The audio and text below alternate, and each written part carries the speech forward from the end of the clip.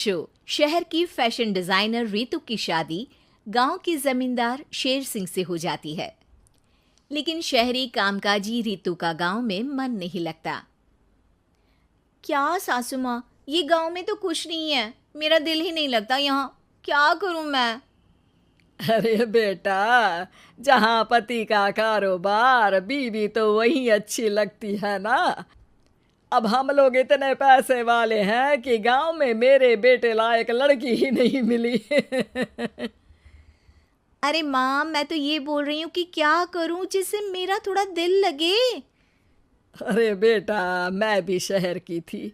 यहाँ आकर मैंने गांव में स्कूल खोल लिया। बच्चों को पढ़ाती थी तो मन लग जाता था।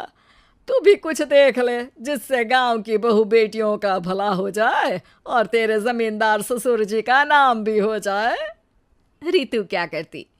फैशन डिजाइनिंग वाले कपड़ों को गांव की औरतों पर कैसे ट्राई करती। लेकिन एक दिन, अरे क्या बात है डार्लिंग, बड़ी जल्दी उठ गई। और ये हाथ में फेविकॉल और कागज, कहाँ जा रही हो? मैंने सोच लिया है कि मैं अपना फैशन बुटीक खोलूंगी। गांव की औरतों को सजा धजा कर फैशन शो करूंगी और यहाँ की औरतों को भी शहर के फैशन से वाकिफ करवाऊंगी। फैशन और यहाँ की औरतें, अरे इन लोगों को तो बस चूल्हा चौका आता है। खाली समय में एक दूसरे के सर से जुएं निकालती हैं या फिर अचार पापड़ बनाती है। इन लोगों के बस की नहीं है फैशन को समझना। लेकिन रितु मानती नहीं।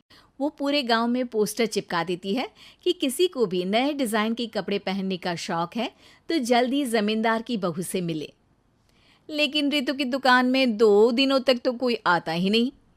पर एक दिन, अरे कमला, क्या हुआ, क्या देख रही हो? ये पुतला देख रहा है दीदी। क्या दिख रहा है इसमें ऐसा? अब देखो तो दीदी, ये पुतला मेरे जैसा ही है ना, पतला दुबला लंबा, बस मैं काली और ये गोरा। तू ये बता, इस पुतले के कपड़े तुझे कैसे लग रहे हैं? अरे कपड़े तो बहुत ही सुंदर है दीदी, लेकिन तू ना बस कल इसी समय आ जाना और अपने जैसी 2-3 और को भी ले आना। अगले दिन कमला 2 लड़कियों को लेकर आ जाती है। रितु उन लोगों को अपने हाथ के सिले कपड़े पहनाती है और घर भेज देती है। उन लोगों को गांव की दूसरी औरतें भी देखती हैं। और फिर क्या, अगले दिन रितु जब दुकान खोलती है तो सामने बहुत सी औरतें उसके बनाए डिजाइनर कपड़े पहनने को तैयार खड़ी होती हैं। तुम लोगों को कपड़े के साथ ही हल्के मेकअप और स्किन केयर की भी क्लास देनी पड़ेगी। रितु गांव की औरतों को फैशन का ज्ञान देने में लग जाती है। एक दिन रितु का पति कहता है, अरे रितु, तुम्हारी फोटो पेपर में आई है। क्यों भाई, ऐसा क्या कर दिया मैंने, क्या लिखा है? अरे लिखा है गांव में होगा अब फैशन वीक। अरे हाँ, कल ना कोई फोन आया था मीडिया वालों का, तो मैंने भी बोल दिया कि फैशन शो तो अब गांव में होगा। लग रहा है उसी की खबर बना दी है। तभी रितु को एक फोन आता है। हेलो, कौन बोल रहा है? जी मैं काम्या बात कर रही हूँ लुक में फैशन वीक से। हम लोगों ने आपका काम देखा। हम शहर वर्सेस गांव का फैशन थीम में एक फैशन शो आपके गांव में करना चाहते हैं। अरे वाह, ये तो बहुत ही अच्छी बात है। मैं अपनी मॉडल्स के साथ शो में हिस्सा ज़रूर लूँगी। बस अब क्या था, वो दिन भी आ जाता है जब रितु की गांव की गोरी शहर की छोरी के साथ स्टेज शो में हिस्सा लेती हैं।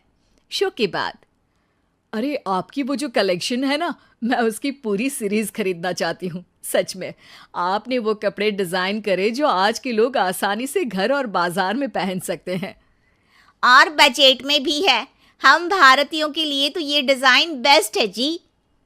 वैसे आपने क्या सोचकर ये कपड़े बनाए और आप इसे कितना आगे और लेकर जाना चाहती हैं? औरतें और फैशन एक दूसरे के पर्यायवाची है, तो ये किसने कहा कि गांव की औरतों को डिजाइनर कपड़े पहनने का हक नहीं?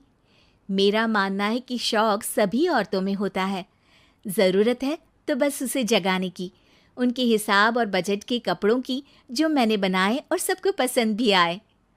अब रितु का गांव हर जगह प्रसिद्ध है, ना सिर्फ रितु के लिए बल्कि वहाँ की औरतों की फैशन के लिए भी।